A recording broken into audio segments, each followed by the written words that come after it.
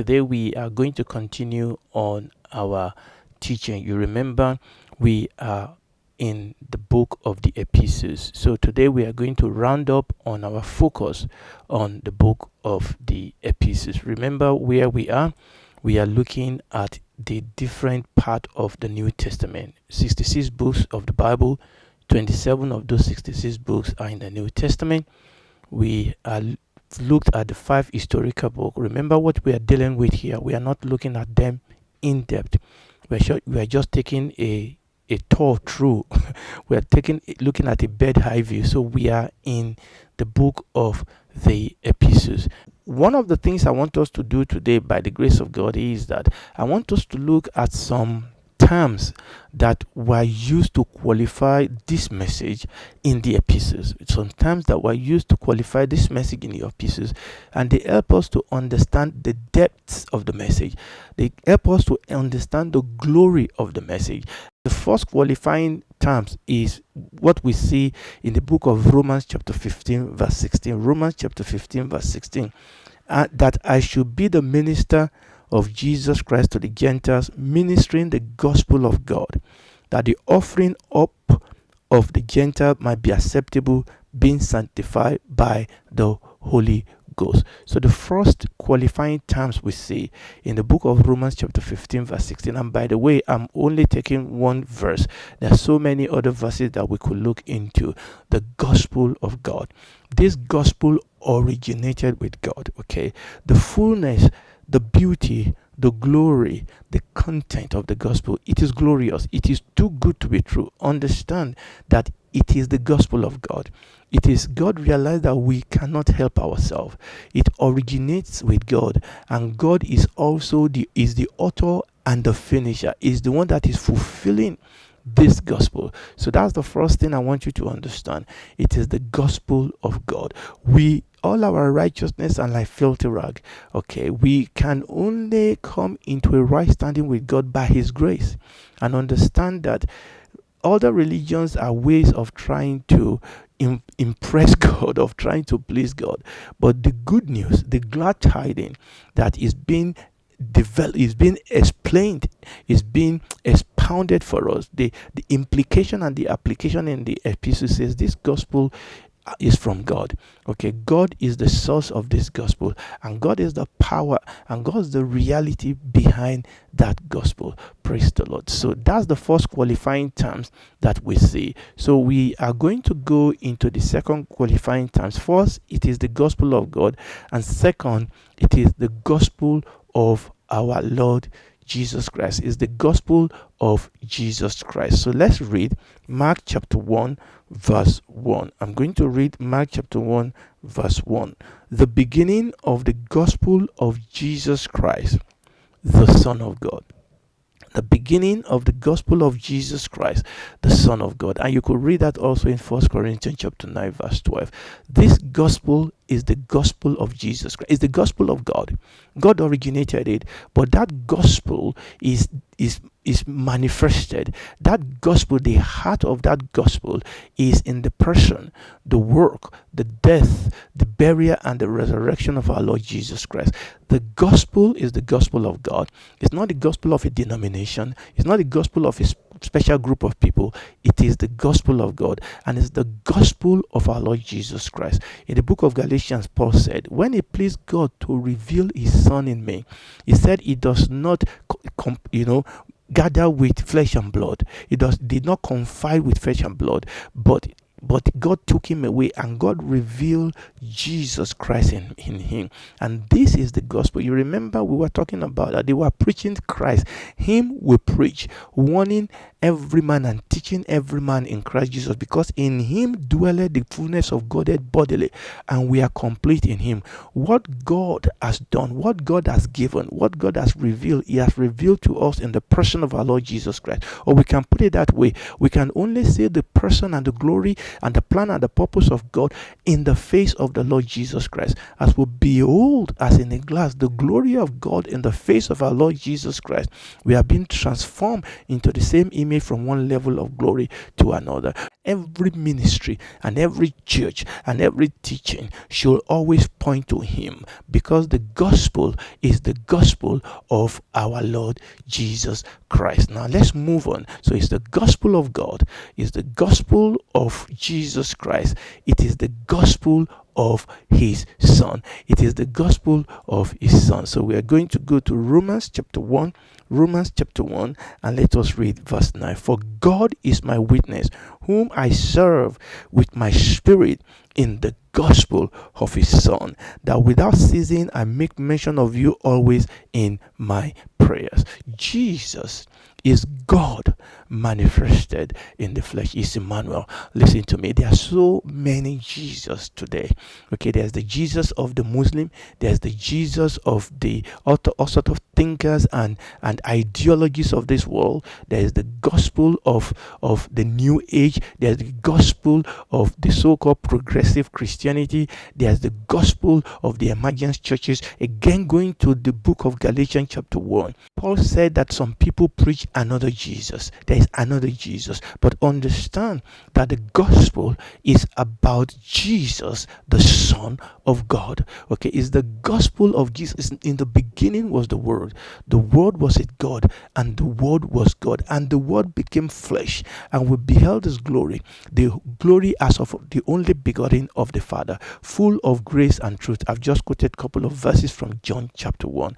The Bible says in Hebrews chapter 1 that God, who has sundry times and in diverse manner spoke unto our father by the gospel, by the prophet, he has in this last day spoken unto us in his Son. It is the gospel of his Son. The gospel is the gospel because Jesus is the Son of God. The Lord Jesus asked his apostles, whom do men say that I am? They said you are this, you are this. He said, but whom do you say that I am? And the Holy Spirit revealed this to Peter, and he said, you are the Christ, the Son of the living God. The gospel is powerful because of the reality of the person of Christ Jesus. So it's the gospel of God, it's the gospel of Jesus Christ, and it's the gospel of his Son. Now let's move on. It is the gospel of the kingdom.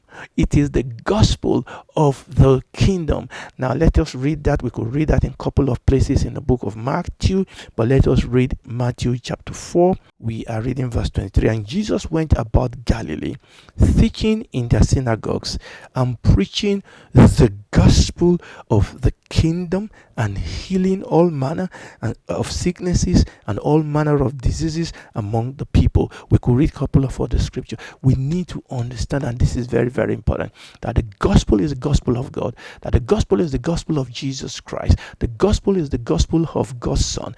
It is the gospel of the kingdom.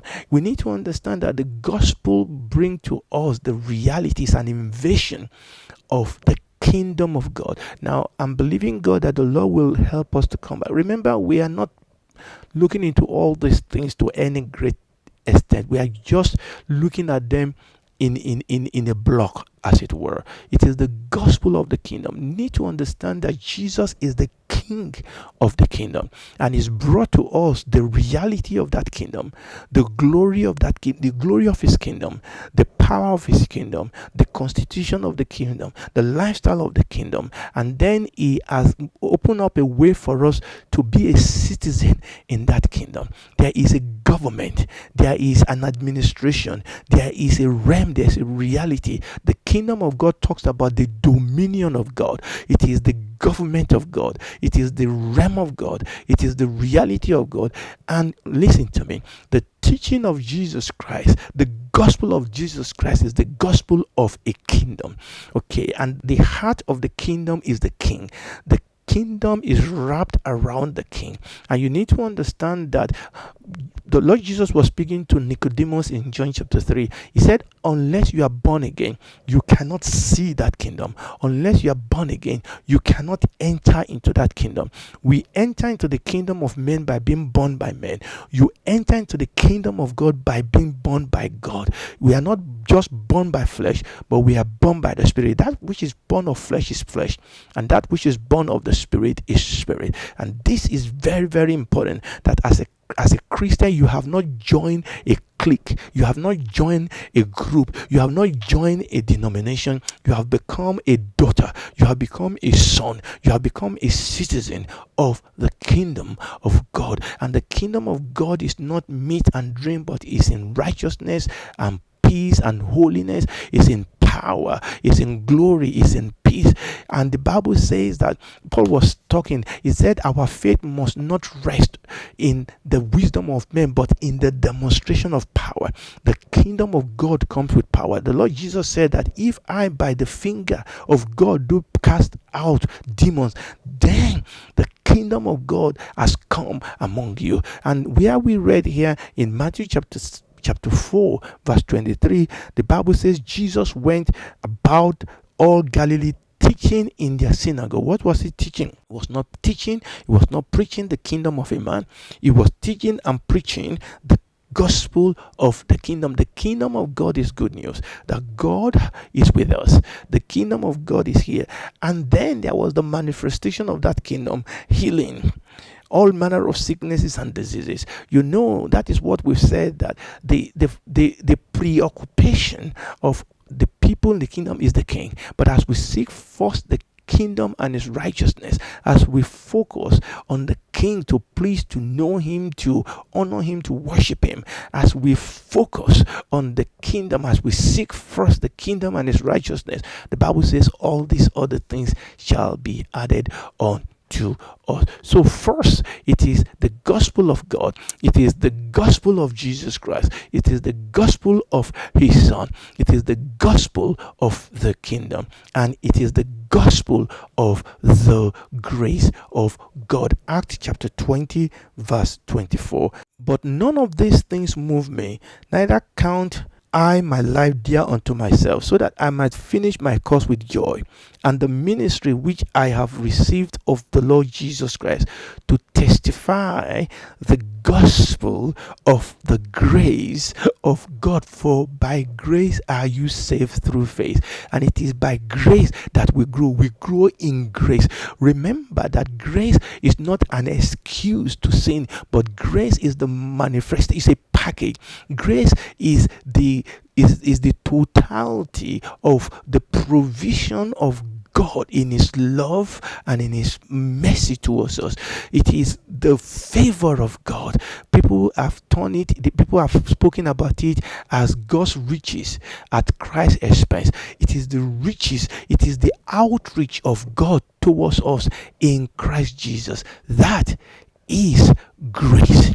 And the gospel is the gospel of the grace of God. We need to understand that it is not the gospel of works. It is not what I try to do in my own strength. It is the gospel of the grace of God, the grace of our Lord Jesus Christ, the love of God, and the fellowship of the Holy Spirit. In that grace of our Lord Jesus Christ, that grace of God is the love of God, is the fellowship of the Holy Spirit. And remember that we come to the throne of grace. Okay, we walk in grace, and that grace changes us. There's power to change, to walk in holiness, to walk in righteousness, to walk in godliness through the grace of God. The grace of God it does not give us licentiousness. No, when you touch grace changes us. When we receive grace, then we become gracious. When we receive the mercy of God, then we become merciful. So it's the gospel of God, it is the gospel of Jesus Christ, it's the gospel of the Son of God, it's the gospel of the kingdom of God, it is the gospel of the grace of God, and it is the gospel of the glory of Christ, the gospel of the glory of Christ. And I've already mentioned that because in this kingdom there's glory. We see his glory and we become partakers of that glory. We see his honor and we become partakers of that honor. There is glory in this gospel. There is power in this gospel. The Lord Jesus said, you will receive power after that the Holy Ghost is come upon you, and you will be my witnesses, because the work that I do shall you do, and greater work than this shall you do, because I go unto my Father. So it's the gospel of God. Let's put that back on the screen. It is the gospel of God. It is the gospel of Jesus Christ. It is the gospel of his Son. It is the gospel of the kingdom. It is the gospel of the grace of God. It is the gospel of the glory of Christ, and it is the gospel of peace. It is the gospel of peace. Listen to me. The Bible says all have sinned and fallen short of the glory of God. The whole world is under condemnation, and that condemnation is going to be revealed, is going to be manifested when we get to prophetic book, when we come to the consummation of things, when God will come to judge sin. But the Bible says that there's a gospel that says you can be at peace with God. Okay, through Jesus Christ. Okay, we that were once enemy has been made near by the blood of Jesus Christ. We have become members of his household. He has adopted us into his household. We have become sons and daughters of God, and that is the gospel of peace. He has brought peace between God and man. But for us to enjoy that peace, we have to receive the provision of salvation that is given to us in Christ Jesus, and we can walk in peace. We can, even when everything around us is becoming crazy, and there's a lot of craziness in the world today. There's a lot of unsettledness. There's a lot of heartache in the church, in the world today. But we can know peace in our heart. We can know peace and the joy of God through this gospel. When we begin to understand and walking in the reality of this gospel, when we begin to understand the implication and we begin to apply this gospel into our heart. Paul was writing to the Philippians. He said, in nothing being anxious, but in all things with prayer and supplication with thanksgiving, let your request be made known unto God, and the peace of God, which passeth all understanding, shall garrison, guard, and protect your heart. He is the Prince of Peace. We have peace with God, and we have peace with one another. So this is the gospel of God, the gospel of Jesus Christ, the gospel of his Son, the gospel of the kingdom, the gospel of the grace of God, the gospel of the glory of Christ, the gospel of peace, and an eternal gospel. This gospel is an eternal gospel, and I'm going to read Revelation, the very last book of the Bible, Revelation chapter 14, and I'm going to read verse 6. And I saw another angel fly in the midst of heaven, having the everlasting gospel, and RSV called it eternal gospel, having the everlasting gospel to preach unto them that dwell on the earth, and to every nation and kindred and tongue and people. Is an eternal gospel. You need to understand that this gospel reaches into heaven, that our enjoyment, that our relationship, that our relationship with God, our contact with God, that our walk with God, our fellowship with God is based on this gospel. Is an everlasting gospel, is an eternal gospel. It's not just a gospel by which we are saved. It's not even just a gospel by which we grow on this side of heaven, but it's a gospel by which we live in the eternal kingdom of God. And that is the gospel. It is the gospel of God. It is the gospel of Jesus Christ. It is the gospel of his Son. It is the gospel of the kingdom of God. It is the gospel of the grace of God, the gospel of the grace of God, the gospel of the glory of Jesus Christ, the gospel of peace, and it is an everlasting gospel. It is an eternal gospel, and it is important that we do not limit this gospel. Romans chapter 1 verses 16 and 17 says, for I'm not ashamed of the gospel, for it is God's power power for salvation to everyone who believes, to the Jews first and also to the Greek. For the righteousness of God is revealed in the gospel from faith to faith, for it is written, the righteous shall live by faith. The gospel is not just for salvation, not just to be saved from sin. It is by the power of that gospel that also we grow. The righteous by live by faith. The gospel is the power of God unto salvation to everyone that believes, and salvation is a total package. There is deliverance from sin, there's deliverance from hell, there's healing, there's prosperity, there's power to walk in holiness and righteousness.